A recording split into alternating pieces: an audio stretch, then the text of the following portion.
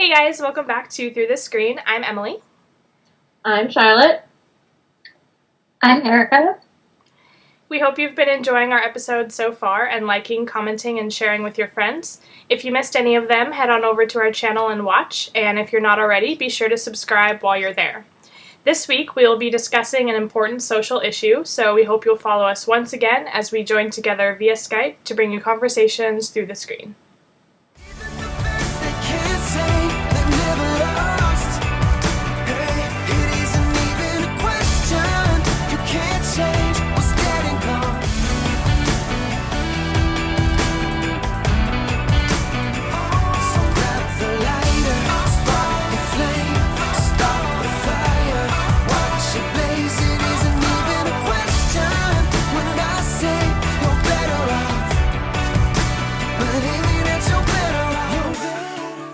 This episode, we will be discussing an aspect of factory farming we've never explored. We will also be bringing you a heartwarming story about a few Canadian airlines attempted to help victims of the widespread fire, sharing a few simple ways to remove any kind of stain you can think of, and finally sharing our thoughts on this week's Dancing with the Stars. First up, another side of factory farming.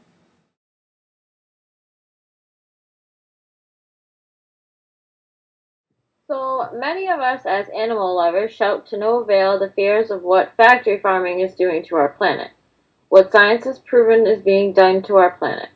We yell with no avail about the treatment of the animals and how they are more than just food. But I don't know that many of us know what happens to the employees who are on the line every day dealing with the grunt work big consumers are making profit on. We picket and fight, but we never ask the workers themselves how they are treated. That's what we just wanted to discuss in this episode. So guys, what did we find? So for me, when Charlotte first shared with us this article about the treatment of workers in the poultry industry, which she's actually going to talk about in a couple of minutes, I was really shocked because from an animal activism perspective, which is how we kind of handled the topic of factory farming a few episodes ago, you really don't, and I hate to put it this way, but you really don't care about the people because you see them as monsters, and your concern is for the animals and why they live in and are killed in such horrible ways. And to me, I found that this topic is actually kind of difficult because you don't want to make it seem like what they do is okay. Because obviously, I and a lot of people feel like they shouldn't be in this job in the first place, especially after this. But at the same time, for many of them, it's one of the only jobs they can find because many of these workers are undocumented and have to rely on some kind of income, and the way that they are treated is really horrendous. So I feel like it's kind of a difficult subject, but an important one as well to discuss because on this show we aim to not only discuss, animal activism topics, but social issues as well. And as I researched this topic, I found that there was so much below the surface that kind of caters to the social aspect. I discovered that these workers statistically are from low-income families, and approximately 72% were born outside of the U.S., 38% are not able to speak English, 48% do not have authorization to work in the U.S., and only 33% are U.S. citizens.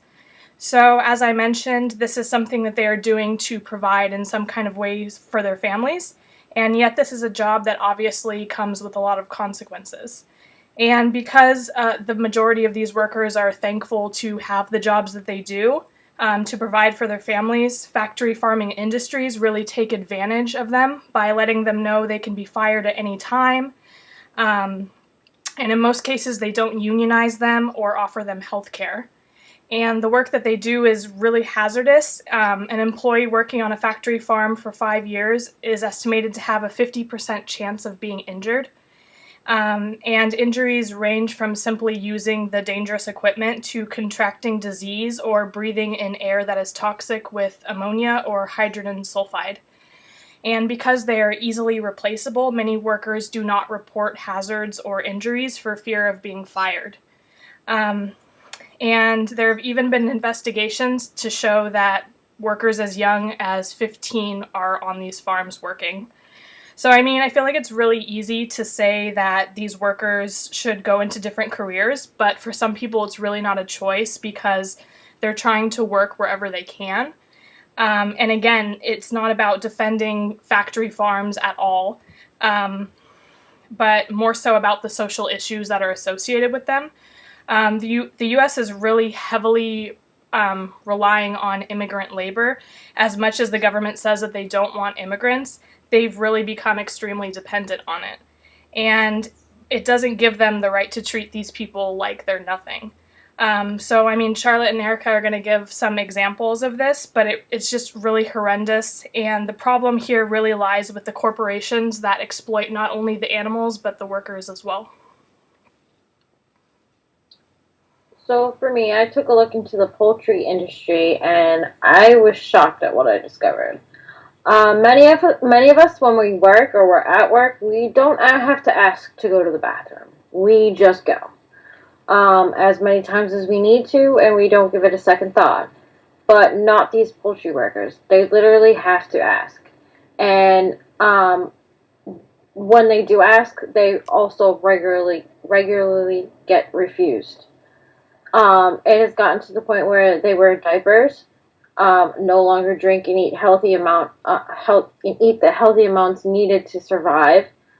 Women who deal with menstruation, pregnancy, and other health concerns are particularly at risk for serious health complications down the line in their lives. The article I read called on Tyson, which is the largest poultry provider in the country, to allow their workers to adequate bathroom breaks because, as we all know, it's kind of the law. And how are these companies blatantly getting away with the treatment? Well, like Emily just explained, most of the workers are undocumented, and that's how they get away with it because they don't report it. Mm-hmm. But I bet if you ask the animals, they would probably laugh and say, really, did you expect anything else? So unfortunately, things aren't much better in the dairy industry. Workers are considered as easily replaceable as any other part of factory farming. One other worker shared his story about being injured at work after being kicked by one of the cows to the point of urinating blood. However, when he told the dairy owner, he responded that if he didn't want to work there were plenty of others that would. Some workers did back-to-back shifts and eventually had to decide whether to eat or sleep during their break because there was just no time for both. Some workers were even fined $50 or more for each day that they called out sick and are often given very few days off and no overtime pay. There is even both verbal and physical abuse, but unfortunately the sad reality is that this is a billion-dollar industry and the second largest in California, which constantly exploits its and degrades its workers. There are ways that you can help, including donating to organizations like Oxfam that work to improve the quality of life for workers like this. So we will link everything down below for you guys to read and take action on it.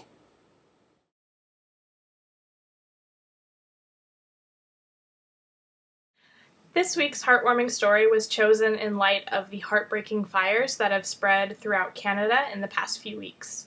Unfortunately, this disaster has forced many pet owners to leave their furry family members behind after being evacuated from their homes, while others have been fortunate enough to bring their pets with them. But where could they go? In an amazing story of kindness, airlines such as WestJet and Canadian North have decided to bend the rules in light of the situation to allow displaced pets to fly in the main cabins of planes with their owners. This decision was extremely important for owners who were unable to grab their pets' crates during evacuation and therefore had no way to store them with cargo, which is the usual procedure for traveling with pets. The airline's decision sparked praise across social media and proved that a little kindness can go a long way. So we will link the story down below, as well as how you can help victims of these terrible fires, and our thoughts and prayers, of course, go out to all who have been affected.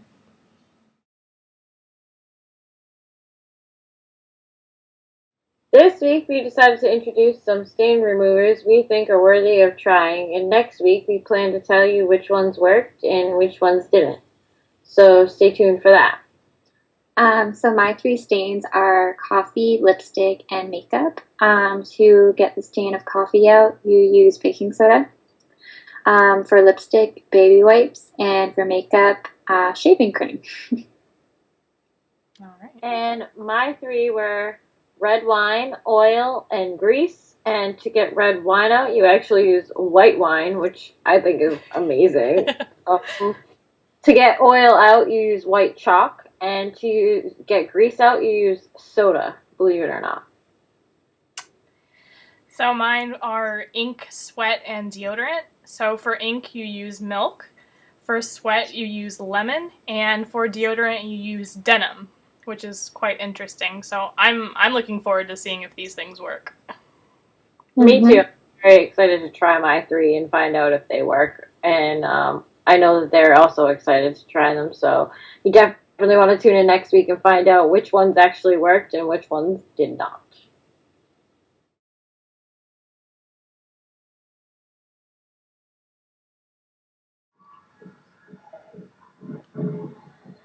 My heart. Yes! No! Yes. I mean, I'm happy for her, but I want Sharma. She's not the contestant, Erika. I want Antonio. Those two. Oh. This week's Dancing with the Stars was SemiFinals. Our stars performed in trios with another professional dancer of their choice, as well as their individual dances. Each couple brought everything they had to the dance floor, and by the end, our final 5 was narrowed down to 3. So what did you guys think of this week's dances and the double elimination? So one of my favorite trios was Paige, Mark, and Alan, and I think Paige and Mark actually made a really good choice choosing Alan for their professional dancer because Paige had danced with him in a past episode when Mark was injured. So I think that was a smart choice. I think that their samba was really high energy, and I think it's cool how they kind of maneuvered around each other in the dance, like the steps. I thought that was really cool. Another favorite that I really liked was Wanye, Lindsay, and Whitney. I obviously was very excited that Whitney came back to be their professional dancer because she's my favorite. And I think their paso had good energy. I personally felt like there were places where it was a little bit messy, but I think that Lindsay and Whitney have very similar dance styles, so I think it meshed really well overall. I also really liked Paige and Mark's couple dance, their normal dance, to Argentine Tango. I loved the song. It was like very steamy and like really cool moves, and they like kept removing clothes. I thought that they were done, and then at the end she like removed something else. I'm like, whoa, wait a second. And how she like used his shirt to wrap around. Really Yeah, cool. that part was really cool. Yeah. I mean, I really liked all the dances, but I think this week Paige and Mark were my favorites, so I was really happy that they stayed through the double elimination. And I was sad to see Wanye and Antonio go, but overall I was happy. For me, I would definitely agree with Emily that by far Paige and Mark were the favorite of the night. I agreed, like, their individual dance was on fire. Like, that dance was just like, oh my god. And just like Emily said, when you thought she was done taking off clothes, she took off something else, or they took off something else. And it wasn't like it was, like, raunchy. Right. It worked. Like, it all kind of, like, flowed and worked for them. So that's what I really liked about it, too. Because sometimes they do that and it seems really raunchy, and this was not like that at all. Mm-hmm. And again, their trio dance was awesome. Like, that dance made me want to get up and dance. Like, I love dances like that, so I was really excited. I also really liked Ginger and Val this week. Of course, I'm always rooting for Ginger because I love her. I loved her prior to Dancing with the Stars, so I'm always kind of like rooting for her, and her ethic and her drive is just crazy, and all the things that I know that she does just besides Dancing with the Stars, and I'm blown away by the fact that she's doing that and all of that, plus just had a baby. Like, she is like crazy super mom, I feel like, so I'm so proud of her. Regardless if she wins or loses, I'm really, really proud of her. But yeah, I really enjoyed the dance. Again with the elimination, I was not sad. I was terrified when they said Paige and Mark were in the bottom three. I was like, please do not do this to Mark again. Because it always happens to Mark. Always.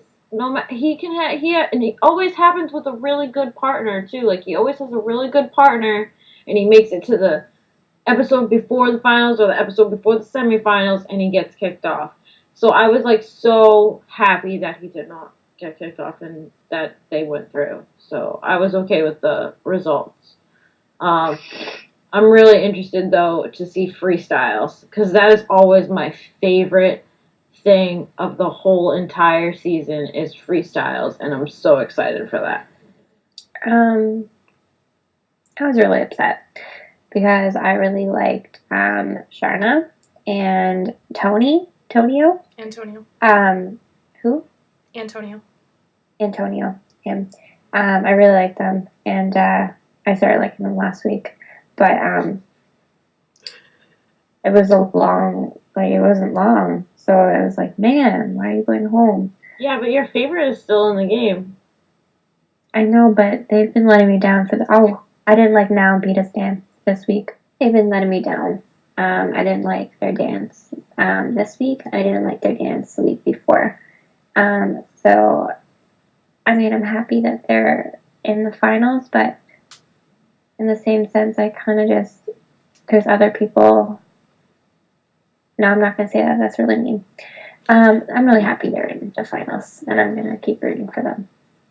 So we will for sure, of course, link the Dancing with the Stars YouTube page down below if you missed any of the dances, and be sure to let us know what you guys think.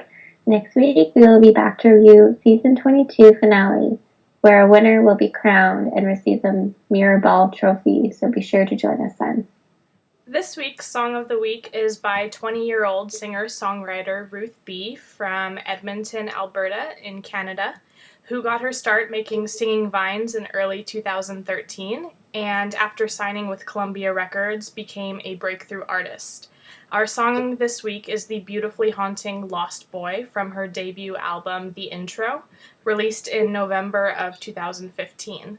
The song talks about feeling isolated and not knowing where you belong, a feeling most of us can relate to, with Peter Pan references sprinkled throughout for the Disney fans and all of us. And it was also inspired by an episode of Once Upon a Time. The music video is simple and stripped down, matching the feel of the song. So what did you guys think of this week's song and artist? I love the song.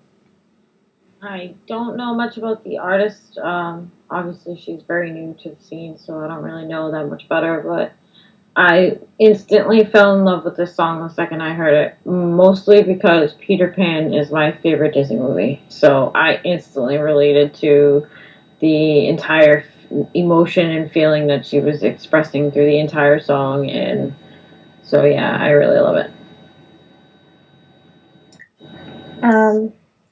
I heard it for the first time today, and I was actually a fan of it.